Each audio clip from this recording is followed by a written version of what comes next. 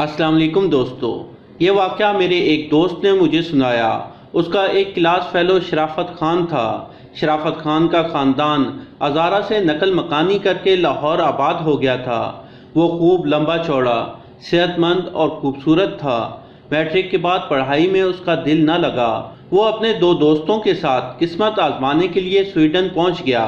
3 سال کے قلیل عرصے میں وہ خود مجھ سے ملنے نہ آ سکا، لیکن ایک منحوس دن اس کی لاش اس کے گھر پہنچ گئی۔ اس کے گھر والوں پر جو بیتی وہ ایک علیحدہ داستان ہے۔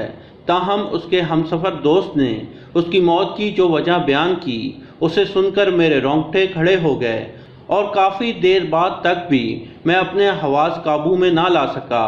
اس نے جو کچھ بتایا وہ اسی کی زبانی سنیے۔ ہم دو دوستوں نے آپس میں عہد کیا تھا کہ محنت مزدوری کر کے پیسہ کمائیں گے تاکہ اپنے گھر والوں کو معقول رقم بھیج سکیں۔ نیز ہم نے یہ عہد بھی کیا تھا کہ شراب و شباب کے نزدیک بھی نہ بھٹکیں گے اور ہر قسم کی عیاشی سے گریز کریں گے۔ الحمدللہ میں تو اپنے اس عہد میں قائم رہا، لیکن شرافت خان کی شرافت جلد ہی جواب دے گی۔ اس کی وجہ اس کی غیر معمولی خوبصورتی بھی تھی۔ لڑکیاں اس پر یوں گرتی تھیں جیسے گڑ پر مکھیاں گرتی ہیں۔ ایک آنٹی ٹائپ عورت اس کے پیچھے ہاتھ دھو کر پڑ گئی۔ اس نے شرافت خان کو ہر ماہ اتنے کرونا، جو کہ وہاں کی کرنسی کا نام ہے، دینے شروع کر دیے کہ وہ ان میں سے اچھی خاصی رقم اپنے گھر پاکستان پہنچاتا اور خود بھی عیش و عشرت میں رہتا۔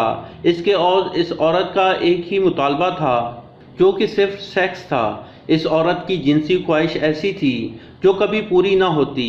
وہ جنسی تعلقات کرنے کے ضمن میں دن دیکھتی نہ رات، اور نوبت یہاں تک آ پہنچی کہ ہمارے دوست کے پاس ہمارے ساتھ بات چیت کرنے کے لیے چند لمحے نکالنا مشکل ہو گیا، اور تھوڑے ہی عرصے میں اس جنسی بلی نے شرافت خان کو نچوڑ کر رکھ دیا۔ شرافت خان جنسی اور جسمانی کمزوری کا شکار ہو گیا۔ عورت اور دولت کی ہوس نے شرافت کو جنسی طاقت کے انجیکشنوں کا راستہ دکھایا۔ پہلے تو ایک آدھا انجیکشن بھی کام دے جاتا، لیکن آخر میں وہ بے تحاشا انجیکشن لگوانے لگا، اور اس کی حالت خراب سے خراب تر ہوتی گئی۔ ایک روز طبیعت بگڑنے پر اسے ڈاکٹر کے پاس لے جا کر چیک اپ کروایا گیا تو پتہ چلا کہ یہ تو چند دنوں کا مہمان ہے، کیونکہ ڈاکٹر کے بقول اس کے جگر، معدہ اور گردے، غرض یہ کہ اس کا پورا جسمانی سسٹم ناکارہ ہو چکا تھا، اور بالآخر وہ اپنے انجام کو پہنچا۔ اور دوسری طرف وہ عورت بھلی چنگی ہے اور کسی نئے شکار کی تلاش میں ہے۔ تو دوستو، یہ تھی ہماری آج کی کہانی۔